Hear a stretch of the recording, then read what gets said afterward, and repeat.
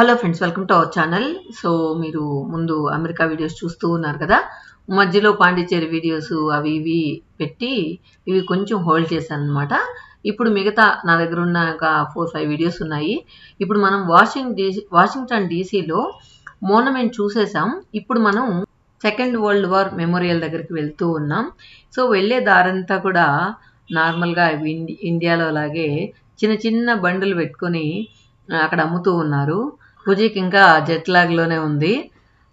So అదే మా వారు తోసుకొని వెళ్తూ ఉన్నారు, నిద్ర మొహం వేసుకొని తూగుతూ నడుస్తూ ఉంటే. సో ఇప్పుడు మనం ఇక్కడ ఒకటి మిస్ చేస్తామని చెప్పాను కదా, ఇది యాక్చువల్గా ఈ మోనమెంట్ పైకి వెళ్ళొచ్చు. పైకి వెళ్తే కూడా వాషింగ్టన్ డీసీ 4 వైపులా కూడా కవర్ చేసి ఉండొచ్చు. కానీ 1 డే ముందు మనం టికెట్స్ తీసుకోవాలంట, $1 per head. సో అదేం పెద్ద ఎక్కువేం కాదు, ఎల్లుండొచ్చు. కానీ మాకు తెలియలేదు, ముందు రోజే ఆ టికెట్స్ తీసుకోవాలని చెప్పి. తర్వాత Pranav second time third time వెళ్ళినప్పుడు చూశాడంట. తర్వాత ఇక్కడ చూడండి కైట్స్ ఎగురుతూ ఉన్నాయి. సో కైట్స్ కింద అమ్ముతూ ఉన్నారు. ఇంకా చిన్నపిల్లలందరూ అవి తీసుకొని ఎగరేస్తూ ఉన్నారనమాట. సో ఇక్కడ ఆ రోడ్ వెంబడంతా బండ్లు ఉంటూ ఉంటే నాకు ఇక చూడండి ఇక్కడ అమ్ముతూ ఉన్నాడు, సైకిల్లో పెట్టుకుని కైట్స్ అమ్ముతూ ఉన్నాడు. సో పిల్లలు ఇంకా అవి చూసిన వాళ్ళందరూ కొనడమే తరువాయి అనమాట. ఇంకా ఇక్కడ కూల్ డ్రింక్స్ అవన్నీ కూడా ఇట్లా చిన్న చిన్న బండిలు పెట్టుకుని అమ్ముతూ ఉన్నారనమాట. సో మనకే కాదు, రోడ్ సైడ్ వీళ్ళు కూడా అమ్ముతారు అని చెప్పి ఇక్కడ చూసినాకే తెలిసింది. ఇప్పుడు మనం కొంచెం లోపలికి వెళ్తూ ఉన్నాం. ఇక్కడ ఏంటంటే ఏం చూడాలన్నా కూడా చాలా దూరం నడవాల్సి వస్తుంది. సో ఇక్కడి నుంచి మనం పక్కదానికి వెళ్ళాలన్నా కూడా చాలా ప్లేసు వాళ్ళు కవర్ చేస్తున్నారు ఒక్కొక్క మోనుమెంట్కి కూడా. ఇప్పుడు ఏంటంటే ఈ సెకండ్ వరల్డ్ వార్లో జరిగిన స్మారక చిహ్నాలన్నీ కూడా ఒక అద్భుతం అని చెప్పచ్చు. సో మనం ఇప్పుడు అక్కడికి వెళ్తూ ఉన్నాం. అక్కడికి వెళ్ళాక దాని గురించి మాట్లాడదాం.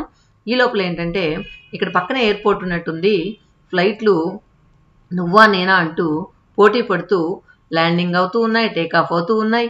చూడండి, మేము అక్కడి నుంచి ఇక్కడికి వెళ్ళేటప్పటికి దగ్గర 10-15 ఫ్లైట్లు చూసామన్నమాట. ఈ కొద్ది దూరం డిస్టెన్స్ నడిచేటప్పటికి అన్ని ఫ్లైట్లు ల్యాండ్ అవ్వడం, టేక్ ఆఫ్ అవ్వడం జరుగుతూ ఉంది. సో మొత్తానికి మనం అక్కడికైతే దగ్గరకైతే చేరుకున్నాం. సో ఇదేంటంటే రెండో ప్రపంచ యుద్ధంలో చనిపోయిన వారికి గుర్తుగా ఇక్కడ స్మారక చిహ్నాల్ని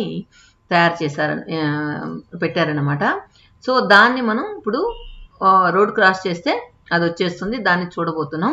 దాని తర్వాత లింకన్ మెమోరియల్ ఉంది. సో దాన్ని కూడా చూద్దాం. సో మొత్తానికి నడిచి అలసట వచ్చేసింది అనమాట. అది కాకుండా మూగెండలాగా ఉంది, ఇంకా బాగా అలసిపోతూ ఉన్నాం. ఇక్కడికి వెళ్ళిన తర్వాత కొంచెం ఫౌంటైన్ అవి చూసినాక కొంచెం బాగా అనిపించింది. చూడండి, హ్యాపీగా రిక్షాల్లో అవ్వాతాత వెళ్తూ ఉన్నారు. సో హ్యాపీగా వాళ్ళు నడవకుండా ఇలా రిక్షాల్లో ఉన్నాయని మాకు తెలియలేదనమాట.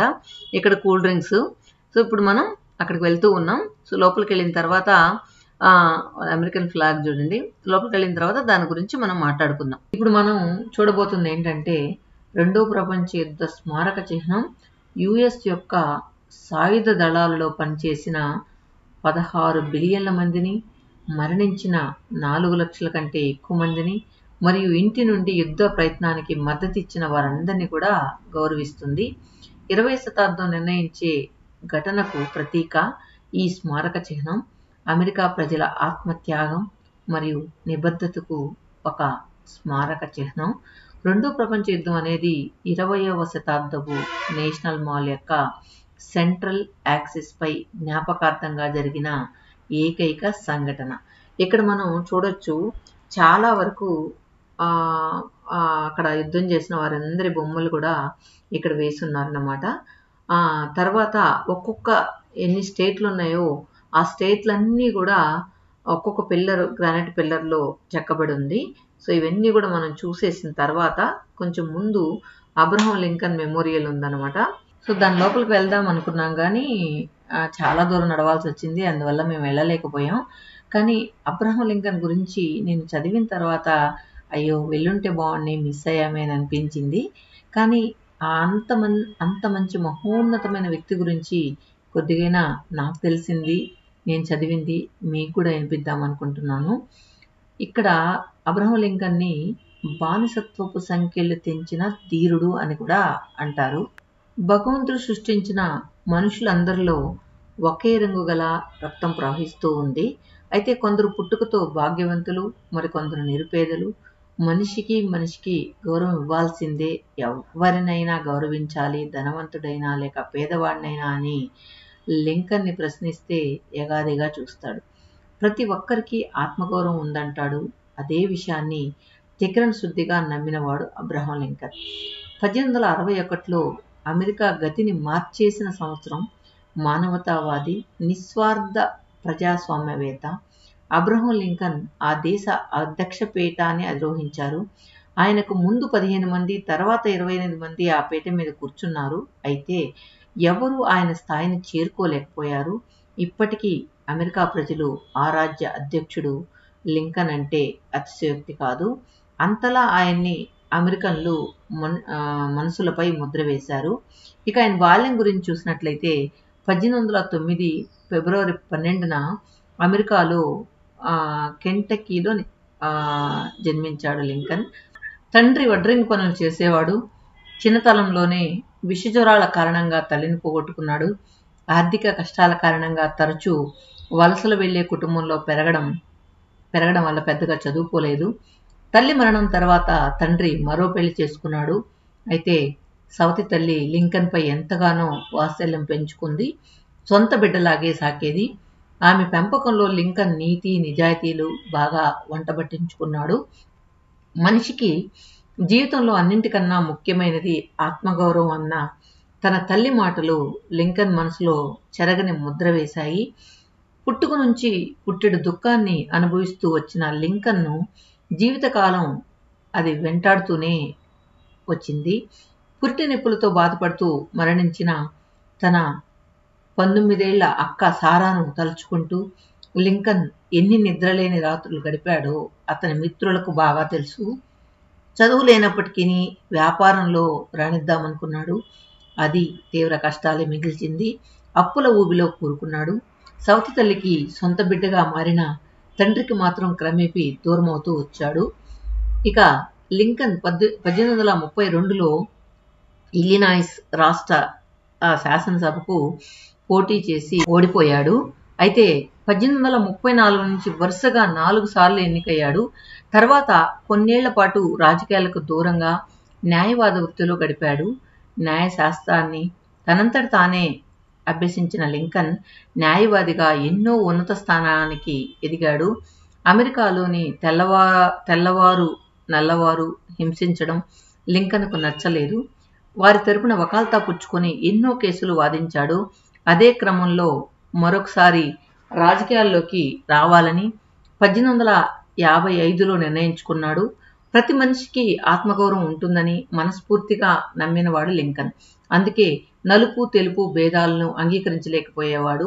దేశంలో నల్లవారు బానిసత్వంలో మగ్గుతుంటే సుస్థిరత ఎక్కడుందని ప్రశ్నించాడు. అందుకే దేశంలో బానిసత్వం వర్ణవివక్షను రూపుమాపుతానని ప్రకటించాడు. ది డివైడెడ్ స్పీచ్ పేరుతో ఆయన చేసిన ప్రసంగం అమెరికన్ల భవిష్యత్తునే మార్చేసింది. మనుషులంతా సమానమని, వర్ణభేదం వద్దంటూ లింకన్ ఇచ్చిన పిలుపుకు చాలా మందిని కదిల్చివేసింది. లింకన్ అమెరికా అధ్యక్షుడయ్యేలా చేసింది. అధ్యక్షుడైన తర్వాత లింకన్ తన వాగ్దానాన్ని మర్చిపోలేదు.